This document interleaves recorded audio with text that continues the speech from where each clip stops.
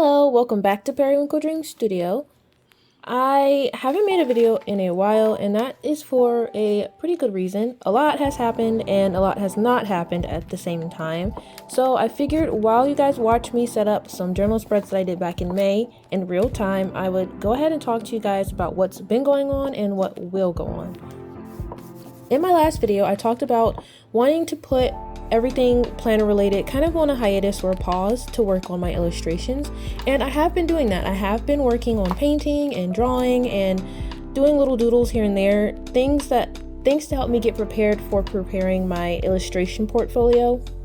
But I haven't really made any videos about it as of yet because compared to planning stuff, it takes a lot more time to actually produce the works, which means it takes more time to film and then more time to edit. So I have been working on filming and painting and all that. It's just not ready to be posted yet. But as I was doing that, I kind of thought back to the reason as to why I was starting another planner shop on hold. And in my mind, I had made the excuse that it's because I want to focus on illustration. However, as I was doing some self-reflection, I realized that the biggest reason was fear. In my last video, again mentioning that video, I will link it here if you guys want to go back and watch it, but I mentioned that my last business had failed and that I had to shut it down after 2.5 years. It was taking a lot of my money and it just did not work. And so that had made me very apprehensive to start another planner sticker shop, especially considering that we're in 2026, the economy is trash, meaning that when people have extra money, it's most likely going to more important things than buying my art or my planner stickers. So I was really hesitant to try to start another shop because I wasn't sure whether or not I would be successful. But one of the things that I have been trying to get out of this year is making moves in fear. I don't want to do something because I'm afraid of not doing it, and I don't want to not do something because I'm afraid of doing it. And in this instance, I'm afraid to start a new planner shop because I'm afraid of failure. That was a lot to get into so deeply in the first couple minutes of this video, but that's pretty much what this entire video is about. So I did some more thinking, some more deep reflections, and thinking back to what would make me really happy. And what would make me really happy is to actually try again. I'm extremely nervous. I'm extremely afraid of failing. I'm afraid that I won't have anyone buying my stickers. I'm afraid that I will waste even more of my time and money. I am turning 29 this year and I don't have a set career. And so I feel like if I waste time starting another sticker shop and it doesn't work out, the clock is just ticking basically. So that's another added stressor to this whole situation. But again, I don't want to not do it just because I'm afraid. I don't know how things will turn out. It could go great. I pray it goes great, and I'm trusting in the Heavenly Father that things go great. But I don't want to not do it just because there's a possibility that it could not be great. The biggest thing that I'm grateful for is the fact that I did a previous business. Not only do I have a lot of materials left over, which means the upfront cost of starting again will be considerably lower, but I also gained a lot of knowledge.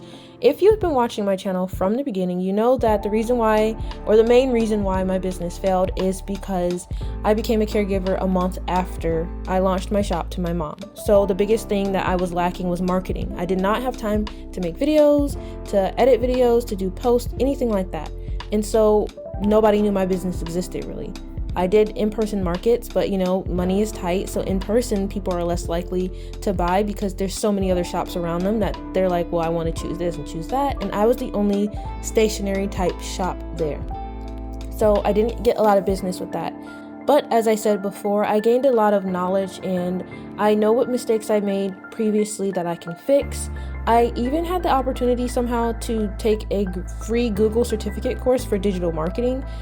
At the time, I thought maybe that would be my foot into the digital marketing world, but the Heavenly Father works in mysterious ways. And what if that was a way for me to learn how to market my business even better for the second go around? So I said a lot to not say a lot.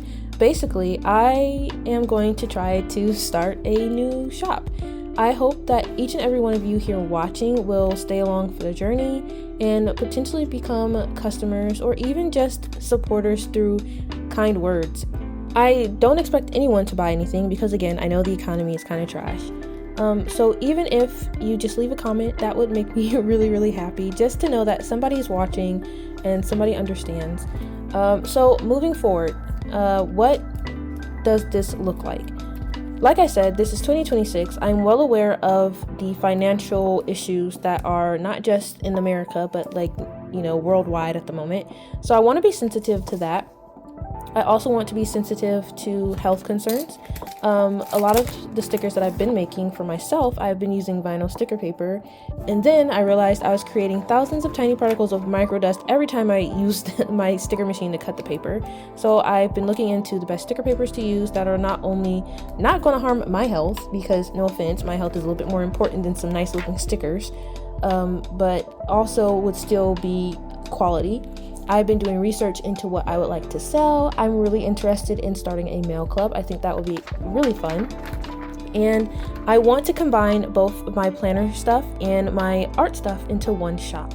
So the way that would look is the use of postcards and art prints to sell my illustrations, and then planner stickers and sticker kits and sticker sheets to sell. Technically those are my illustrations too, but more catered towards planning.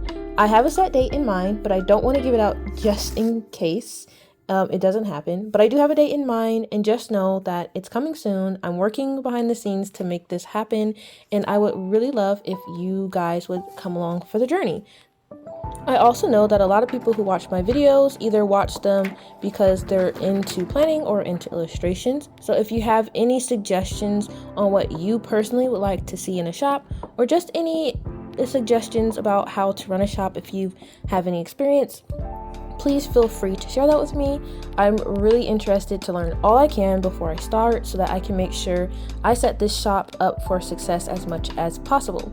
I also have been posting over on Instagram to try to get my audience up, so if you haven't already, please follow me there. It's Periwinkle Dreams Studio for my art, and Periwinkle Dreams Plans for everything planner related. So if you liked what you saw in terms of these little planner spreads that I did, which are really easy to replicate, by the way, or if you like what you heard in terms of this little tiny tech talk that I gave, please consider subscribing, but only if you want to. And with that being said, you never have to be the best, just try your best, and I will see you all in my next video. Bye, friends.